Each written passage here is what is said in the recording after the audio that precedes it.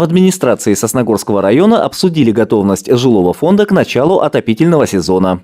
Как отметили представители большинства управляющих организаций, на сегодняшний день почти все дома уже подключены. Отсутствие тепла в некоторых квартирах может быть связано либо с незначительными техническими проблемами, либо отказом некоторых жильцов допустить специалистов к себе домой. Есть такие квартиры, которые не пускают, 140-я, например. Она сказала, вплоть до суда, пожалуйста, обращайтесь, тут идите через подвал развоздушивать. Через подвал, конечно, можно что-то развоздушить, но, во-первых, это неправильно, да.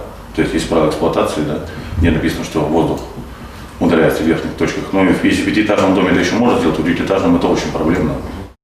На совещании отсутствовали представители управляющей организации «Идеал». Как отметила исполняющая обязанности начальника управления жилищно-коммунального хозяйства Виктория Гоголева, именно эта компания предоставила паспорта готовности в последнюю очередь.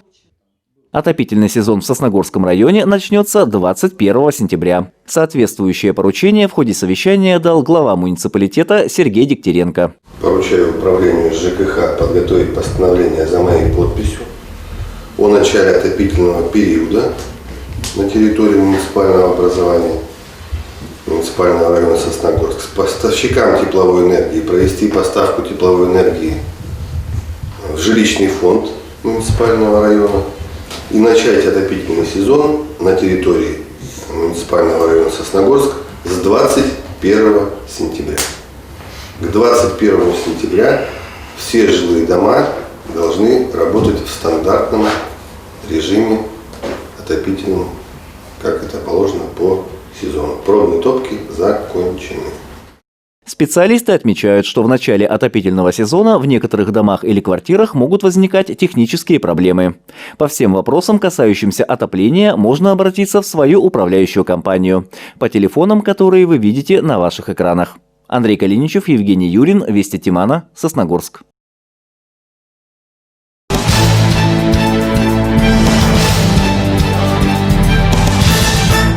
16 сентября плавательный бассейн Аюва открыл свои двери для посетителей.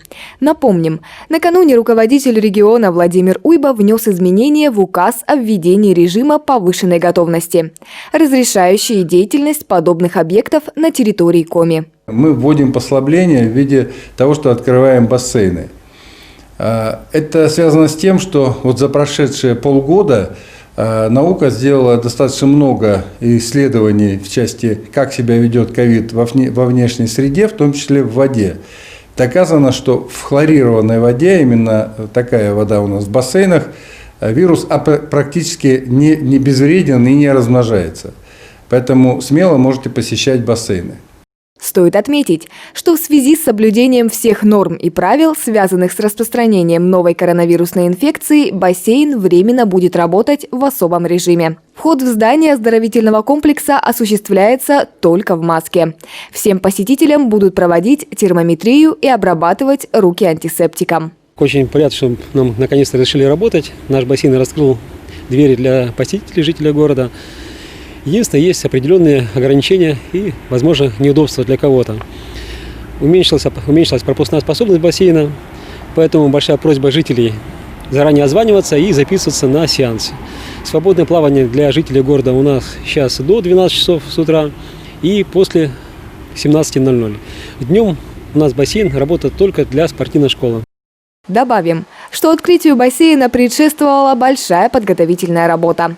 Специалисты провели наладку всех систем, а также позаботились и о комфорте посетителей спортивного объекта. Предварительно записаться для посещения бассейна можно по телефону 5 47 50.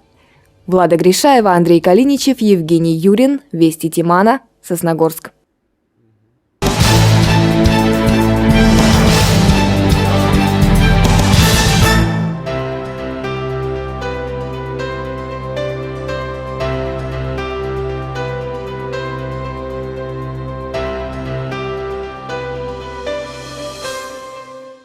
Я родилась в Няшпогосском районе, в деревне Нижняя Отла,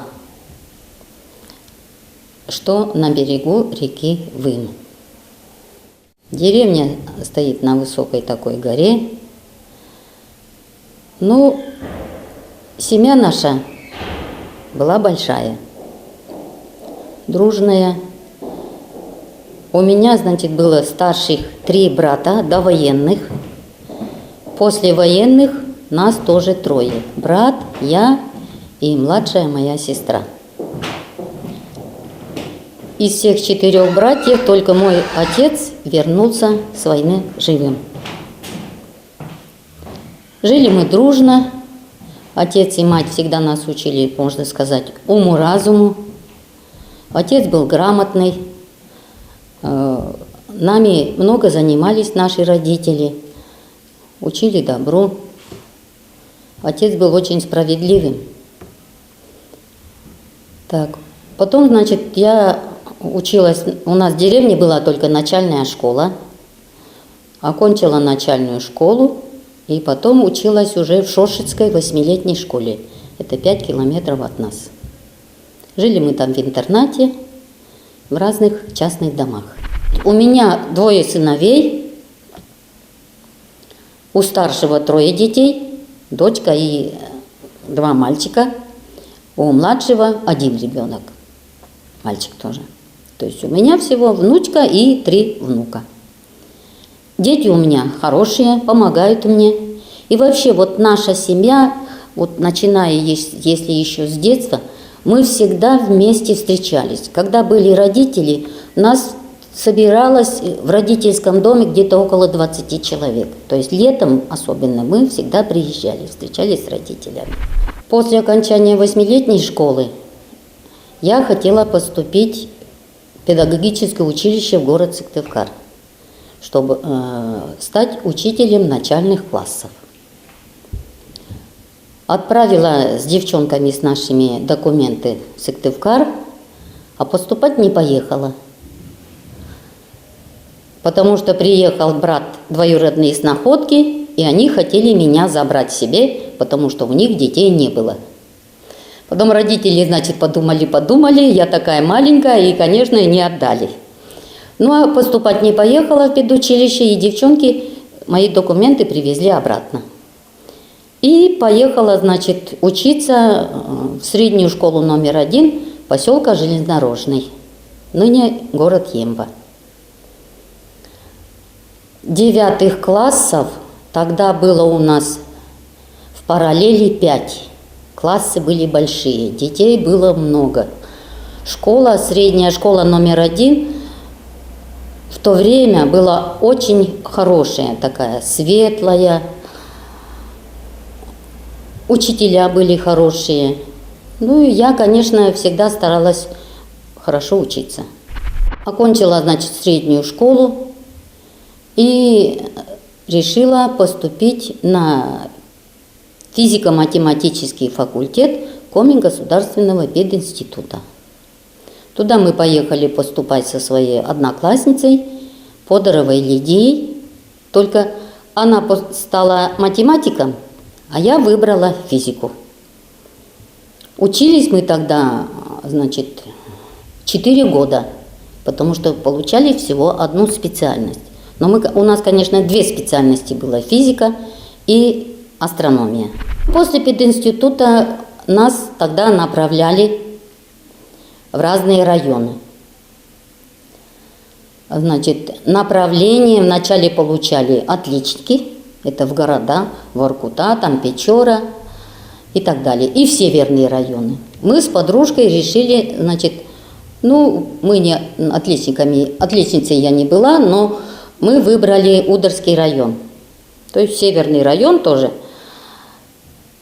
И проработала я там 3 года в сельской 8-летней школе. Отработала 3 года, приехала сюда. Здесь мест в городе не было. Встретила свою знакомую прежнюю по школе. И она посоветовала, что в 30-е ГПТУ нужен учитель физики. Я туда поехала, завуч меня сразу взял на работу, я поехала в отпуск. А в сентябре уже поступила на работу, 30-е ГПТУ. Сейчас это лицей. Потом я, значит, вышла замуж, уехала отсюда. Теперь, значит, потом мы обратно вернулись сюда. И работала в вечерней школе почти 8 лет. И больше 30 лет я уже работаю здесь, в средней школе номер 1. Вот когда работала в Ударском районе, значит, село было в 30 километрах от Кослана. Дороги тогда в Ударском районе хороших не было, автобусы не ходили. С подружкой, значит, Шапиной Диной мы поехали за лыжами в Сыктывкар, а потом она с мамой раньше уехала меня, а я приехала в Кослан позже. Автобусов нету, попала на выходной, в воскресенье, грузовые машины не ходят, ничего нету. Что делать? А завтра мне в школу, каникулы кончились. Мы тогда были, знаете, воспитаны так, добросовестное отношение к труду, честно выполнять свою, можно сказать, миссию. И что? Остановилась у своих дальних родственников, пошла в магазин, потом купила шоколадку, взяла свою сумку и одна пошла по лесной этой дороге. 31 километр. Шла целый день. Одна. Ну, молодые были, не боялись. Вечером пришла в село, все, на следующий день на работу. Как это я пропущу день работы, если я должна появиться на работе? Вот такой у меня случай был. Вот я работаю больше 30 лет, коллектив у нас дружный, хороший. Мы всегда друг друга поздравляем здесь, отмечаем различные праздники. Учительский состав, ну, понемножку меняется, но приходят и молодые. Так что я очень рада, что я попала вот в нашу первую школу. Дети у нас хорошие. Пусть не говорят, что дети сейчас вот какие-то такие, всякие есть. Но в основном дети хорошие. Один раз